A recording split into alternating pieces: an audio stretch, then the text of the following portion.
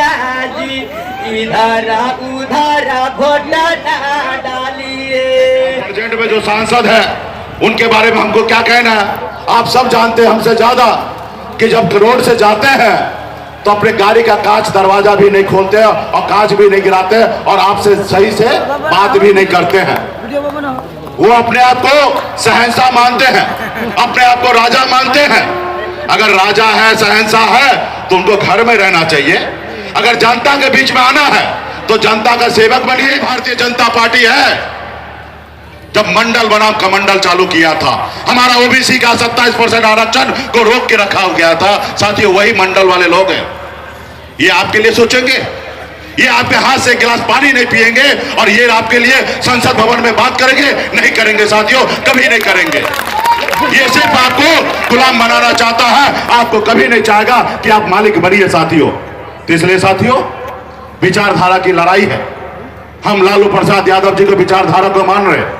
आज देखिए, अभी अमित शाह जी आए थे, बिहार में झूठ बोल रहे थे और हम हैं बिहारी।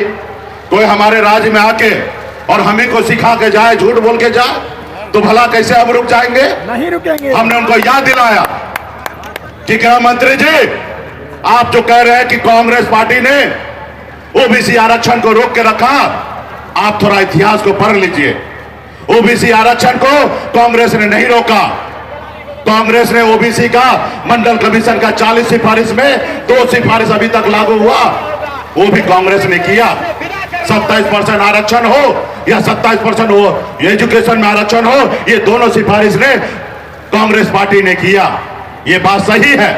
40 सिफारिश में से 38 सिफारिश नहीं किए, जिसके कारण आज सत्ता में नहीं है। लेकिन आप तो सत्ता में, पावर में है। 7 साल आप स्वर्गीय अटल बिहारी वाजपेयी जी सत्ता में थे, 10 साल से मोदी जी हैं। क्या आपके हाथ में मेहंदी लगा है? क्या आप ताली बजा रहे हैं? आपको करना चाहिए था, लेकिन आपने तो कुछ भी नहीं किया और आप झूठ बोल रहे हैं कि अटल बिहारी हमारे कांग्रेस पार्टी रोक के रखा है। उनको बुरा लग गया और बुरा ऐसा लगा कि 2 घंटे में हमारा Y+ सुरक्षा लेके चला गया। आप बताइए, ये देश का लोकतंत्र व्यवस्था है? क्या संविधान को मानते हैं? अरे भाई, Y+ सुरक्षा हमको क्यों मिला था? हमारे जान माल का खतरा था, इसलिए मोदी जी ने दिया था, भारत सरकार ने दिया। हमारी बात से आपको नाराजगी हो सकता है, लेकिन इसका यह मतलब कि आप हमारा सुरक्षा हटा लीजिएगा। तो मोदी जी, आप सुरक्षा ले लीजिए, मुझे कोई फर्क नहीं पड़ता है। हम गरीब घर में जन्म लिए हैं, कोई सुरक्षा लेके जन्म थोड़े लिए थे। हमारे लिए तो लाखों करोड़ों युवा हमारे साथ खड़ा है और आगे चलने के लिए तैयार है।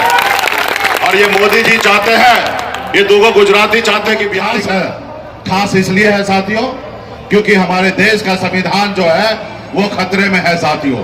देश के लोकतंत्र व्यवस्था जो है वो खतरे में है साथियों। ये देश आपका है साथियों।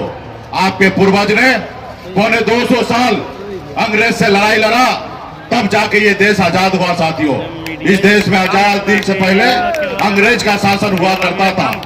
लाखों की संख्या में आपके पूर्वज ने लड़ाई लड़ा, बलिदान दिया, शहीद हुआ, उसके बाद ये देश आजाद हुआ साथियों। इसलिए साथियों, ये देश आपका है, हमारा है, किसी का जागीर नहीं है। आजादी के बाद बाबा साहब भीमराव अंबेडकर ने हमें एक संविधान बना के दिए साथियों, हमें एक लोकतंत्र बना के दिए। उस संविधान में गरीब, पिछड़ा, दलित को सर उठा के जीने के लिए अधिकार दिया गया साथियों, अधिकार दिया गया। अगर बाबा साहब भीमराव अंबेडकर का अगर संविधान नहीं होता तो आज आपके बीच में एक मल्ला का बेटा सीना चौड़ा करके आज हमें इस आजाद भारत में हमें जो भी मिला है वो हमें बाबा साहब भीमराव अंबेडकर के दिए हुए संविधान से मिला है साथियों। लेकिन ये मोदी जी जो है ये मानते नहीं है संविधान को। इसलिए साथियों, जरूरी है इनको बदलने का। आज देखिए, देश में जितने भी सरकारी संस्था थे सबको प्राइवेट किया जा रहा है, और जब वो प्राइवेट होगा तो गरीब, पिछड़ा, दलित का आरक्षण कहाँ जाएगा? कहीं ना कहीं आरक्षण खत्म हो रहा। आज बनी हुई सरकार को मोदी जी गिरा देते हैं। जो जनता का चुना हुआ सरकार होता है उनको अपने पैसे के दम पर गिरा देते हैं। किसी का बनाया हुआ विधायक को खरीद लेते हैं, सांसद को खरीद लेते हैं। इसलिए साथियों, ये लोकतंत्र कहाँ है?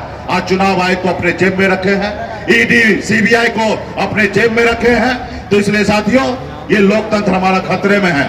तो इसलिए साथियों, आपको हमको लड़ाई लड़ने की आवश्यकता है।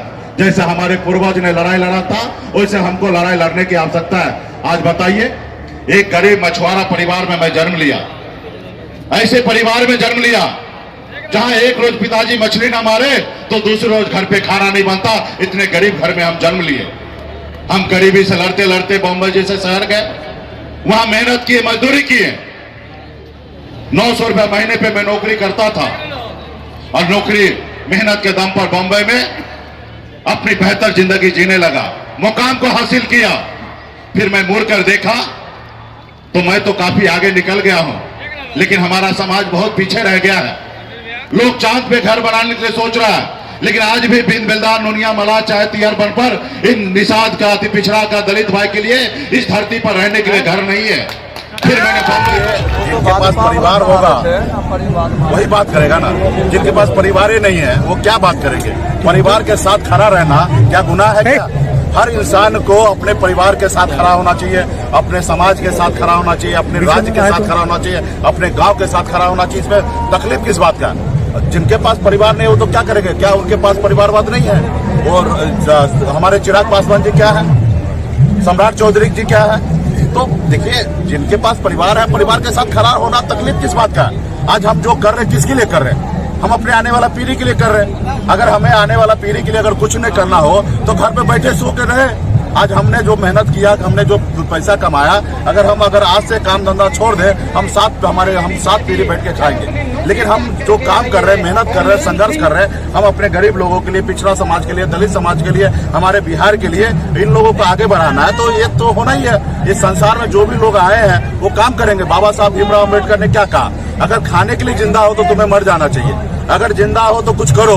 तो हम लोग जिंदा है तो कुछ करेंगे। अब परिवार के साथ अगर खड़ा होना क्या गुनाह है क्या? हर आदमी अपना परिवार को बढ़ाना चाहता, परिवार को आगे बढ़ाना चाहता। डॉक्टर जो है वो अपने बच्चे को डॉक्टर बनाना चाहता, इंजीनियर जो है वो अपने बच्चे को इंजीनियर बनाना चाहता। तो एक नेता अगर अपने बेटा को नेता बनाना चाहते हैं तो उसमें तकलीफ क्या है? नेता तो जो है वो समाज का सेवा है। तो इसमें जो लोगों के पास परिवार नहीं है वो क्या जाने परिवार का क्या मतलब होता है। मोदी जी के पास परिवार ही नहीं है, वो झूठ मूठ को पूरे बिहार 140 करोड़ जनता को कहते हैं हमारा परिवार है, लेकिन वो परिवार भूखे मर रहा, उनको फिक्र नहीं है। वो परिवार इलाज के अभाव में मर रहा, उसको कोई फिक्र नहीं है। वो परिवार बेगर घर का जो फुटपाथ पे जिंदगी बिता रहा, उसको कोई परवाह नहीं। खाली वो ड्रामा चल रहा है उनका, ठीक है। तो इसके लिए अभी इस बार खत्म है।